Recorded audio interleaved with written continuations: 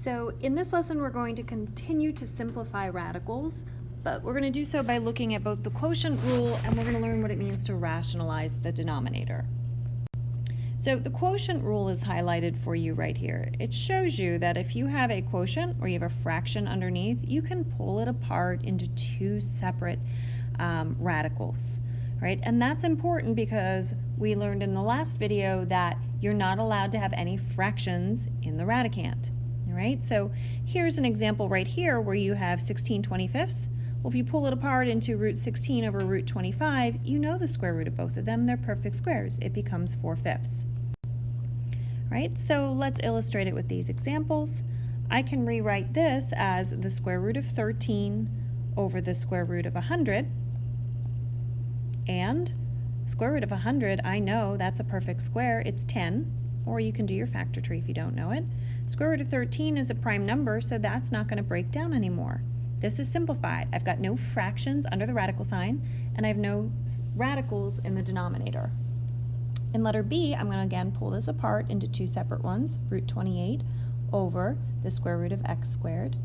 28, I'm going to quickly do a factor tree to break this down.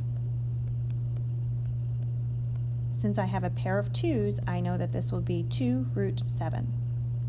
So I have that this is equal to 2 root 7 over x. Because the square root of x squared, I'd have a pair of them, is just x. Again, it's simplified because I have no square roots in the denominator.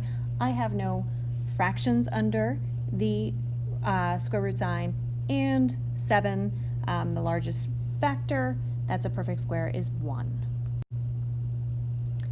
Okay, it's your turn to practice. Pause, practice, and press play when you're ready to check your answer. You should have gotten 1 over y. Now we're going to look at what we do when we have a square root down in the denominator. We have to do a process known as rationalizing the denominator.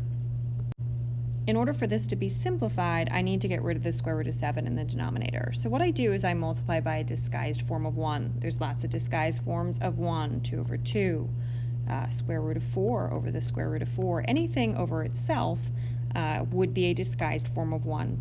So the form of 1 I'm going to use is the square root of 7 over the square root of 7. The trick is to take whatever radical is in the denominator and multiply top and bottom by that.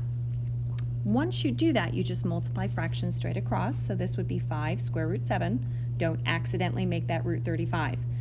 One's a coefficient, one is a radicand.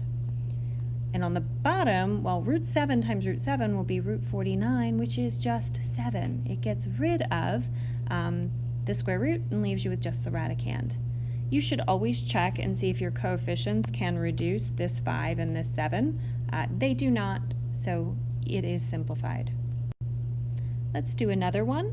Again, root 2 over the square root of 3b. I have a square root in the denominator, and that's not okay. So I'm going to rationalize my denominator, which means I'm multiplying by top and bottom by the square root of 3b.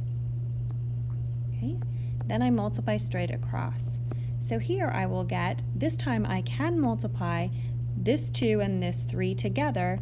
It would be root 6 times b over the denominator. I would get the square root of 9b squared, which when I take the square root of 9 and b squared, I get just 3b. It leaves me with just the radicand again. All right, that is simplified. It's your turn to practice. Pause, practice, and press play when you're ready to check your answer.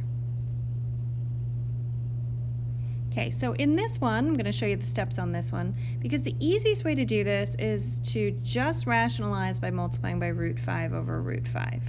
Okay, multiply straight across, and in the numerator I get square root of 10. In the denominator I would get 4 times the square root of 25, which is just 5, so I'd have 4 times 5. So that gives me root 10 over 20. Of course, you should always check root 10, make sure it doesn't break down any further, but it doesn't. It has no perfect square factors. So root 10 over 20 is your correct answer. As always, if you have any questions, be sure to reach out. Now it's time for you to do some practice to really make sure that you understand. You've got to practice math to get it.